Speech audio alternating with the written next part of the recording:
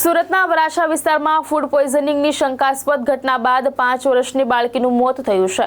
15મી ઓગસ્ટે પરિવારે શીતલ રેસ્ટોરન્ટમાંથી પંજાબી શાક મંગાવી જમ્યા બાદ પરિવારના સભ્યોને ઉલટી અને પેટમાં દુખાવાની ફરિયાદ થતા હોસ્પિટલ ખસેડવામાં આવ્યા હતા, જ્યાં 5 વર્ષની આર્યાનું સારવાર દરમિયાન મોત થયું હતું। પરિવાર દ્વારા ફૂડ પોઈઝનિંગના કારણે બાળકીનું મોત થયાનો આક્ષેપ કરવામાં આવ્યો છે। ઘટનાને પગલે આરોગ્ય વિભાગની ટીમે શીતલ રેસ્ટોરન્ટમાં તાત્કાલિક તપાસ હાથ ધરી હતી। તપાસ દરમિયાન રસોડામાંથી કેટલાક ખરાબ ખાદ્ય પદાર્થો મળી આવ્યા હોવાનું સામે આવ્યું છે।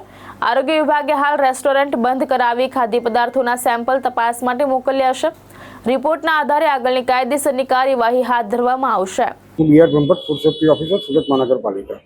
આજે જે ઘટના બની છે એને લઈને કઈ રીતે તપાસ કરવામાં આવી રહી છે? અમને એવી ફરિયાદ પડેલ કે 15 તારીખના રોજ અહીંયાથી પાર્સલ જમવા માટે લઈ ગઈ અને જમ્યા પછી બીજે દિવસે સવારે લોકો કઈ હોસ્પિટલમાં એડમિટ થયેલ હતો, તેમાંથી 4 વર્ષની એક બાળકીનું મૃત્યુ થયું છે। એટલે સવારથી ફૂડની ટીમ અહીંયા જ છે।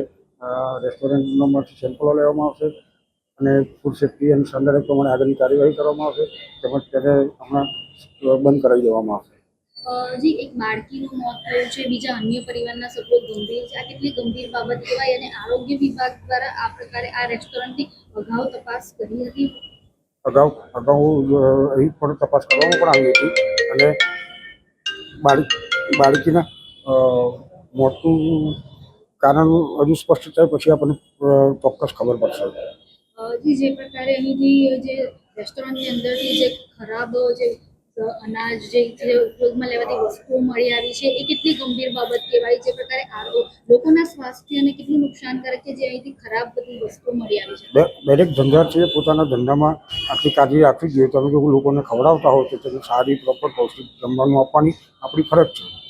જી, જે પ્રકારે આરોગ્ય મંત્રી દ્વારા અગાઉ પણ જે પ્રકારે જે તમામ જે આ પ્રકારના જે રેસ્ટોરન્ટ જે હોય છે એની તપાસ માટે કહેવામાં આવ્યું હતું, તો તે સમયે શું આ રેસ્ટોરન્ટની તપાસ કરવામાં આવી હતી? અમારું ચેકિંગ સતત ચાલુ જ હોય છે। આગળ પનીરની ડ્રાઈવમાં પણ અહીંયા ચેકિંગ કરવામાં આવે છે।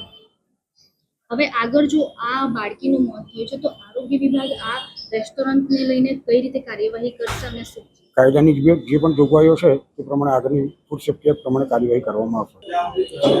હું સેજલ વ્યાસ, ફૂડ સેફ્ટી ઓફિસર, સુરત મહાનગરપાલિકા।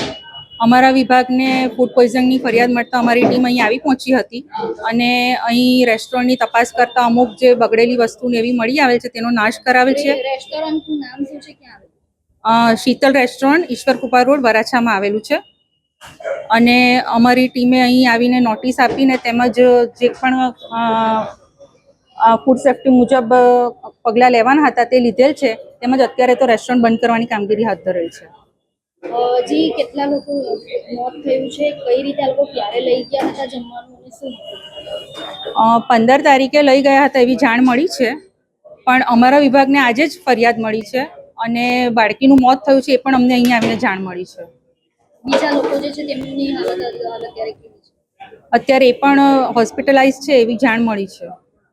અચ્છા, હાલ અત્યારે એસએમસી દ્વારા કઈ રીતની કાર્યવાહી કરવામાં આવે? અત્યારે તો અહીં જે કંઈ છે તે બધું ફેંકાવી અને રેસ્ટોરન્ટ બંધ કરવાની કામગીરી કરેલ છે। આમાં જો આગળ એસએમસી દ્વારા કઈ રીતે પગલાં લેવામાં આવશે? આગળ અમારા ફૂડ સેફ્ટી એક્ટ મુજબ જે પણ કાર્યવાહી હશે તે કરવામાં આવશે આના વિરુદ્ધ। જી, રેસ્ટોરન્ટમાં જે પ્રકારે આ રીતે જમવાનું ખાવા બાદ મોત થયું છે તો કેટલું ગંભીર કરી શકાય? આના કારણે કઈ રીતે તકેદારી આપણે રાખવા માટે? આ ઘણી ગંભીર બાબત છે અને અમારા વિભાગ દ્વારા પણ દરેક રેસ્ટોરન્ટનું ચેકિંગ થતું જ રહે છે અને આગળ પણ અમે અમારી કામગીરી કરતા જ રહીશું એ રીતે। ભાવેશ ઉપાધ્યાય, દ્રષ્ટિકોણ ન્યૂઝ, સુરત।